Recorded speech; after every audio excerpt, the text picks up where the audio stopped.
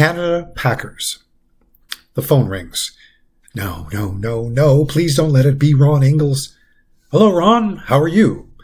Tell him I'm sick, tell him I'm out, tell him I'm dead, anything. My father holds the receiver out towards me. God. Norm, how did it go today in sausages? Fine. Sure is different from camp. No kidding. Okay, tomorrow it's dog food. Different location, different time. Your shift starts at 4 p.m. You got a pen? My hand scrambles for one near the phone. He's supposed to ask me if I want the job. Inside I say no, but out loud I say yes. How to make sausages. The meat burbles away in a huge vat. A spigot sticks out of the vat. You grab a plastic sheath, not unlike a prophylactic, and wrap it around the spigot and hold it tight with your left hand. And then you press a red button on the spigot with your right hand. The right amount of steaming pork mush shoots from the vat through the spigot, filling up the plastic sheath. In the same instant, a tiny metal clasp clamps down on the open end of the sheath, sealing it. You loop a string around the end of the package you just created under the metal clasp, where the string catches and holds. You hang the completed work on one of the hooks passing by at eye level. The hot packaged mush cools, hardens, and becomes what you pick up and buy in the meat department at Loblaws. A sausage. The trick is to develop a rhythm and maintain a good momentum. I thought I discovered a shortcut for looping the string by doing it with only one finger. In one motion, I would grab an already looped string with, say, my pinky finger, circle it around and under the metal clasp, and with the same finger, lift the packaged meat onto a passing hook. A seasoned veteran warned me against the idea, advising me to slow down a bit and loop the string and hang the sausage using two hands, not one. Why? By the end of the day, my shortcut succeeded in cutting every finger on both hands until they bled. My former camp director, Ron Ingalls, who now works in human resources at Canada Packers, offered me casual hours in May between university ending and my starting up at the YMCA camp in June. What are casual hours? Kind of like substitute teaching. We call you when we need you. If you're called in, it's for a full 8-hour shift. So you want to do it? It's better money than the camp. Sure. Can you come in tomorrow and fill in some paperwork? Corner of Keel and Runnymede. You can't miss us. The smell is overpowering. What smell? The slaughterhouse is right across the street. See you tomorrow. You'll be packaging sausages. How to shrink wrap dog food.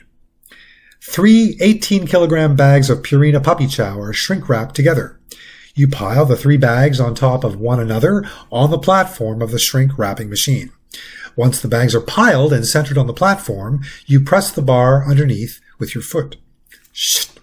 The plastic shoots out of the machine in front of you, wrapping and sealing the 3 bags instantly. Now the 3 separate bags become one big plastic-wrapped bag of dog food. You pile the new package on a skid for the trucks. The skill involves piling the bags on top of each other evenly and then centering them on the platform. When done right, the plastic shoots out and forms around the bundle easily. If a bag sticks out or sits off-center, so does the plastic. The result looks more like a plastic sculpture than a bundle and has to be torn apart and done again. That means stopping the machine and slowing down production. How to stack boxes of meat. The first box descends the conveyor belt, marked in black ink. Loblaws on one line and a number, say 46, always the numeral, not the word, marked below it. That means the next 46 boxes are going to the same Loblaw store somewhere in Toronto. The boxes descend at a steady rate, all lined up. You observe them being put on the belt high above you at the other end. It reminds you of the luggage carousel at an airport, only here they're big, heavy cardboard boxes, not suitcases. Any box that makes it all the way to the end of the long, straight strip of conveyor belt falls off onto the floor.